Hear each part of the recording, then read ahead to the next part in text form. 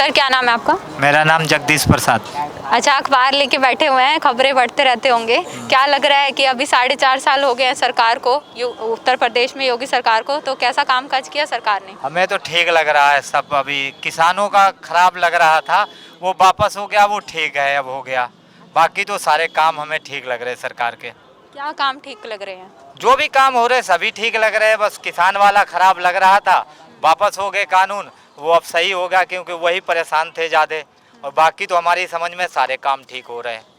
सरकारें तो सभी जो आती अपने अपने हिसाब से ठीक ही करती हैं, जैसे कोई को नहीं पसंद आता, किसी को पसंद आता है, लेकिन हमें तो इस सरकार का काम ठीक लग रहा है। हाँ, किसान वाला था बस विरोधी हमें लग रहा था, वो देर से वापस लिया, उसको जल्दी वापस लेना था, वो सही कर दिया जो वापस हो गया। बस वापस जल्दी ले लेना चाहिए था। जल्दी ले लेना चाहिए थे। आज तक किसी ने इतनी देर में वापस नहीं, किसान का जल्दी वापस हो जाता। हमेशा जितनी भी इन्होंने धरने वगैरह किए पहले भी सरकारों में, तो इस बार इतना लेट हुआ वापस होने में, नहीं तो हमेशा जल्दी वापस हो गया किसान वालों का। हाँ, किसानों की पहले सुनता हर सरकार, और इन्होंने ज़रा लेट सुना बस। बाकी सुना है, ठीक है। बाकी जो भी काम हो रहे हैं सरकार के, वो अपने हिसाब से सही हो रहे हैं सब जगह। तो क्या लग रहा है कि दोबारा सरकार आएगी या फिर परिवर्तन होगा? हमारे समझ में तो दोबारा आना चाहिए। अब परिवर्तन पब्लिक की मर्जी है, लेकिन हमारे हिसाब से सरकार को यही दोबारा आना चाहिए। माहौल क्या लग रहा है उत्तर प्रदेश का? दोस्त हम बैठते होंगे, बातें बातें करते होंगे, अखबार में पढ़ते होंगे। सरकार तो ऐसा लग रहा हो उत्तर प्रदेश में कि शायद, और सरकार जो पार्टियां हैं उनका तो पूर्ण बहुमत आने वाला नहीं, या तो गठजोड़ से ही सरकार बनने की उम्मीद लग रही।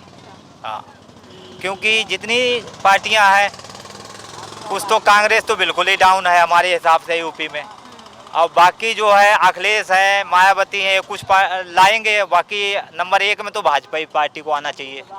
हाँ, यूपी में भी।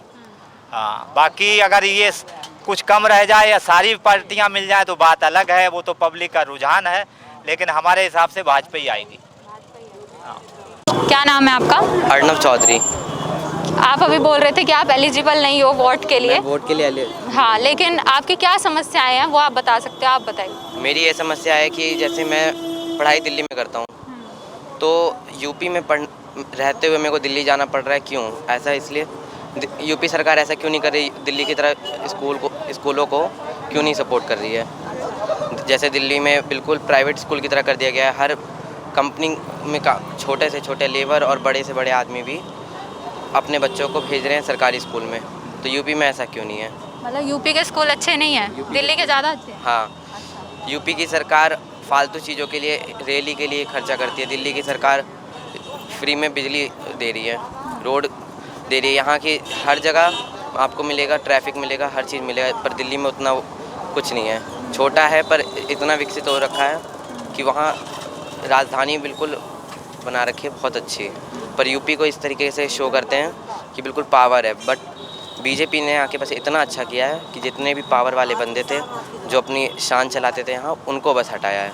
मेरी तो बीजेपी से यही कहना है कि एजुकेशन पे भी थोड़ा ध्यान देगी तो बहुत अच्छा रहेगा। तो फिर मेरा भी सपोर्ट बीजेपी की तरफ का है। अच्छा, जो यहाँ के स्कूल हैं उसमें क्या अच्छा नहीं है जो दिल्ली के स्कूलों में अच्छा है? यहाँ के स्कूलों में ये अच्छा नहीं है टीचरों को पढ़ाने का तरीका, क्योंकि मैं तो दिल्ली में पढ़ता हूँ, बट मैंने यहाँ के भी स्कूलों को, बहुत सारे स्कूलों को दोस्तों के साथ विज़िट किया है, तो वहाँ देखा कि टीचर का पढ़ाने का तरीका सही नहीं है, या फिर स्कूल इधर से उधर टूटे हुए हैं, डेस्क टूटी हुई हैं, क्लासरूम सही नहीं है, पेंट नहीं हुए हैं।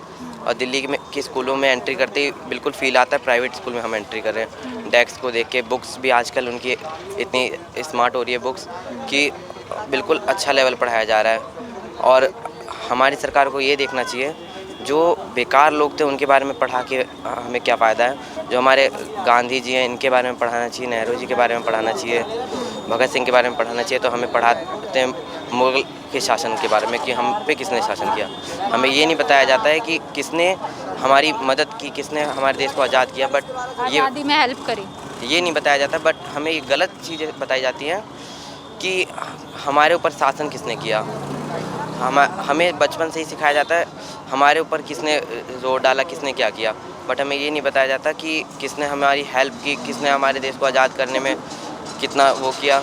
अगर बुक में 10 चैप्टर होते हैं तो उसमें से 7 चैप्टर आते हैं शासन के बारे में और 3 चैप्टर होते हैं आज़ादी के बारे में। मेरा यही गुजारिश है कि इन सबको सही किया जाए। बिल्कुल भी बच्चे को बचपन से ही बिल्कुल हर माँ बाप का सोचो कि मेरा बच्चा प्राइवेट में ना जाके सरकारी में जाए, चाहे उत्तर प्रदेश हो या फिर वो दिल्ली हो। क्योंकि उत्तर प्रदेश के अभी ये हाल है कि अगर कोई भी हर 90% बच्चे सोच रहे हैं मैं दिल्ली में एडमिशन हो जाए, दिल्ली में एडमिशन हो जाए। तो ऐसा क्यों नहीं हो सकता कि यूपी सरकार भी अपने स्कूलों को दिल्ली जैसा बनाए। मेरा जी भैया, क्या नाम है आपका? राजकुमार यादव। 4.5 साल हो गए हैं योगी सरकार को, क्या लग रहा है कैसा काम काज किया?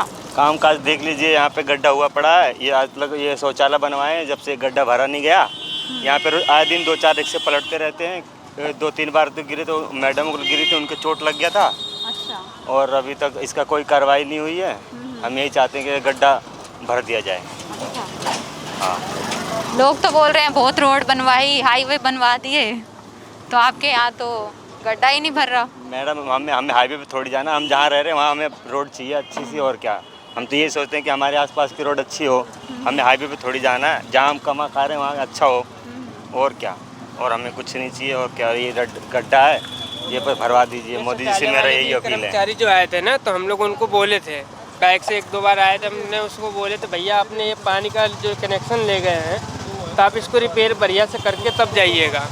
कह रहा हाँ रिपेयर हो जाएगा, कोई दिक्कत नहीं, रिपेयर हो जाएगा। आज कम से कम 2 साल होने वाला है शौचालय को कम से कम 2 साल होने वाला है। मैं आज तक मैं अपने हाथों से इसमें कम से कम 500 रुपये खर्चा किया। उसमें रोरा पत्थर गिरवाया, उसमें मटेरियल मैंने गिराया अपने हाथों से।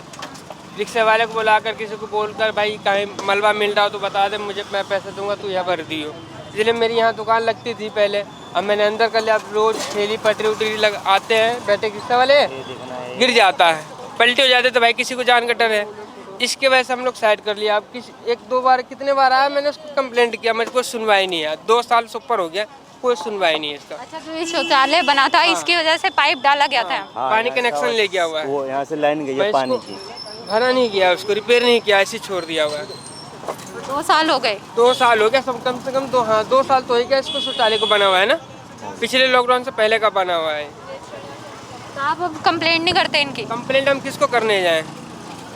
2 रुपये हम लोग कमाने हैं प्रदेश में, किसको कहने जाए? जो आया था ये कर्मचारी जो आते थे शौचालय वाले को, उनको बोले थे हमने, वो सुना नहीं, बस बोल दिया, उसको चले गया, बस कोई काम नहीं किया। क्या फ़ायदा, किसको कहने जाए?